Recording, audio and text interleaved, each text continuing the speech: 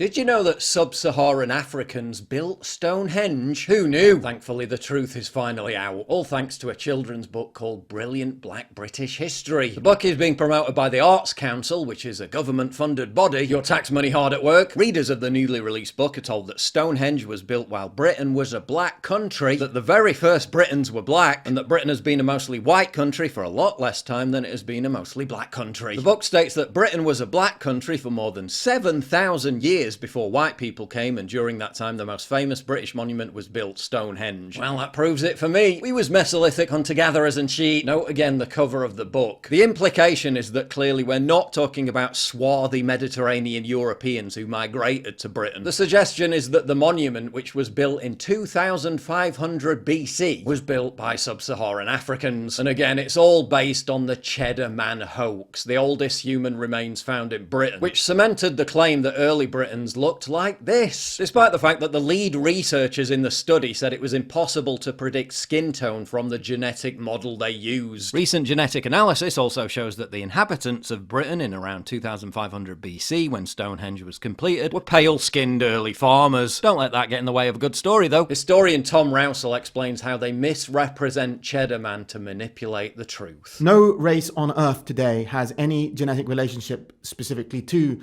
the Western hunter-gatherers except white people. White people are the only people who descend from Western hunter-gatherers to any significant degree. Their cranial morphology is very typically European. They have blue eyes like Europeans and straight hair like Europeans, snub noses like Europeans.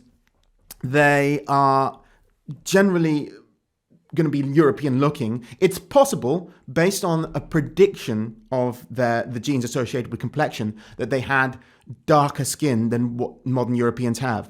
That's a possibility, although many scientists have called for caution when talking about that because we can't accurately predict skin colors in such an ancient population.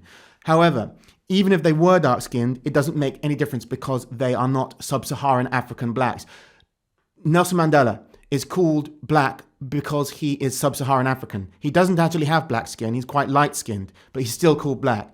Tamils from South Asia have very dark skin, but they're not called black because they are not from sub-Saharan Africa. When you say black in Britain, you mean sub-Saharan African. And this man, Cheddar Man, had no sub-Saharan African DNA at all. He was not related to sub-Saharan Africans. It is a complete lie to say that he is. It's completely fictional. According to the book, and yes, it's real, I'm not making this up, this is a typical scene from Tudor England. Historian Dr. Zaria Masani said the book was evidence of brainwashing children with outright lies, confusion and misinformation. Why would they do that? Why would the BBC broadcast this perler on a children's history show?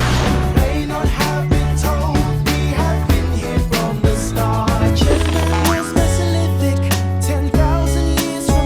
To entrench the lie that rapid demographic changes and mass migration at breakneck speed has always happened, and that it happening now is completely normal and natural, so just shut up and accept it. Forget the fact that the Norman conquest increased the population of Britain by just 5%. Forget the fact that the arrival of the French Huguenots in the 1680s involved around 50,000 people, all of whom were white and Christian. And I guess the bio tapestry depicting entirely white people was just racist too or something. Importing 1 million people a year, primarily from Africa, South Asia and the Middle East, a process that will require us to build at least 15 new cities the size of Birmingham within a few decades simply to cope with the influx, is completely normal because it's always happened throughout history. Just accept it, bigot. Some people living in Britain thousands of years ago may not have had porcelain white skin, so sod border control, right? Roll out the red carpet to the entire third world. But wait, if Britain was mostly a black country for more time than it was mostly a white country, as the book claims, that means white people can't be responsible for colonialism or slavery, right? No, that's still all white people's fault. All the bad stuff is still white people's fault.